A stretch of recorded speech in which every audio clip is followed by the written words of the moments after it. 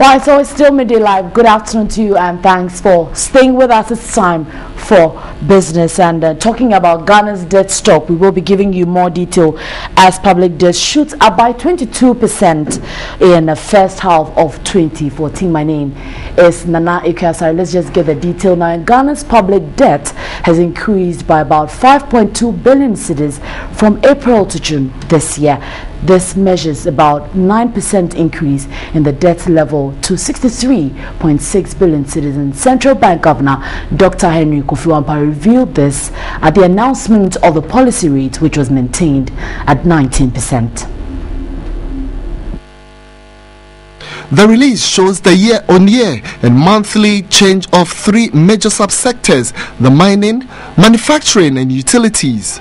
Between April and August 2013, PPI declined to a record low of 4.7%. In September 2013, however, the rate inched up to a record 5.8%. Subsequently, the PPI rate has increased consistently over the last 5 months. Head of Industrial Statistics Anthony Kraka said the rising cost of petroleum products and utilities is impacting negatively on industry. The producer price inflation rate for February 2014 is 27.1%. This as a result of increases in the producer price inflation rate for manufacturing and producer price inflation rate for mining and quarrying. Manufacturing increase is 27.2% as a result of increases in the manufacture of food and beverages and also manufacture of petroleum products. As we all know, the price of petroleum price increased last month, and so those affected the manufacturing producer price inflation rates. On the part of in the mining and quarrying sector, the increases, slight increases in the gold prices in the world market affected the domestic prices of gold, and so that affected the increases in the mining and quarrying sector. For the utility sector, the rate barely changed because we didn't experience any increase in the utility prices for in February 2014, and so the rate still stands at 55.7. The producer price index measures the average change over time in the prices received by domestic producers for the production of the goods and services.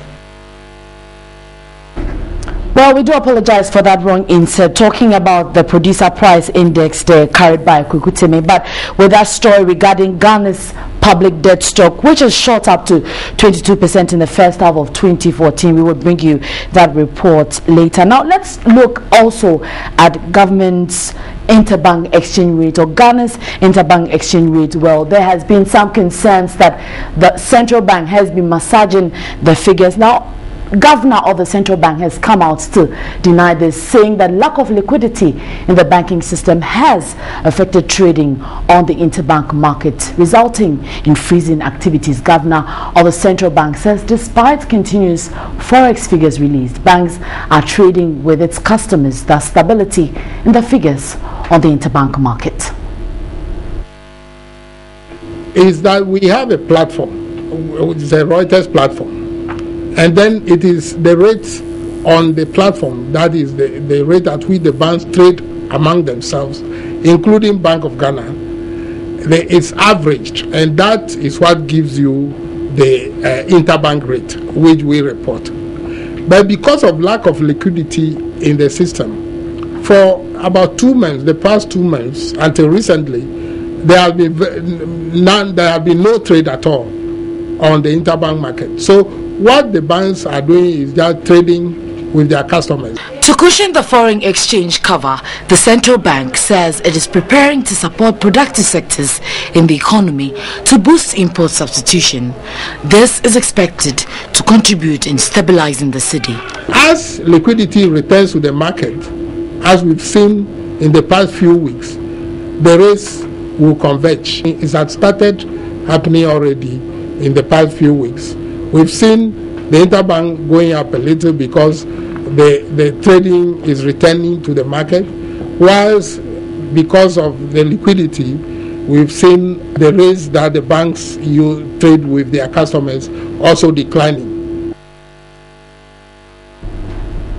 And no doubt what exactly the governor said is really indicative on the interbank markets when you hit it. We have seen some stability for the cedi to the dollar. It has remained same, not changed for the past 2 days. 3 Ghana cedis, 1949 pesos is what you get it for the buying price, with the selling price of 3 Ghana cedis, 1975. This means that the banks are dealing with the customers and not that bank to bank for us to get the interbank exchange rates. Thus, the figures remaining stable on the interbank market. Should there be more liquidity for the banks as well as the commercial bank, we would see some changes on the interbank market from the figures coming in from the Bank of Ghana. Now, talking about decisions for the economy, the International Monetary Fund, the IMF, has said that its negotiations on a possible program with government on how the fund can help the country's economic problems and accelerate Ghana's journey to restore economic stability will come to a close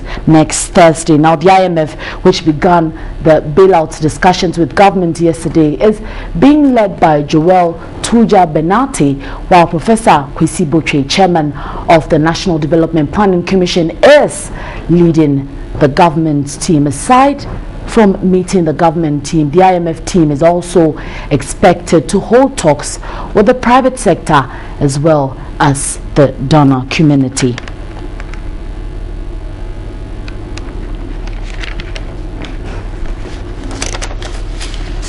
We go back to that earlier story talking about Ghana's public debt, which has increased by about 5.2 billion cedis from April to June this year. The country's debt level increased from 58.4 billion to 63.6 billion Ghana cedis.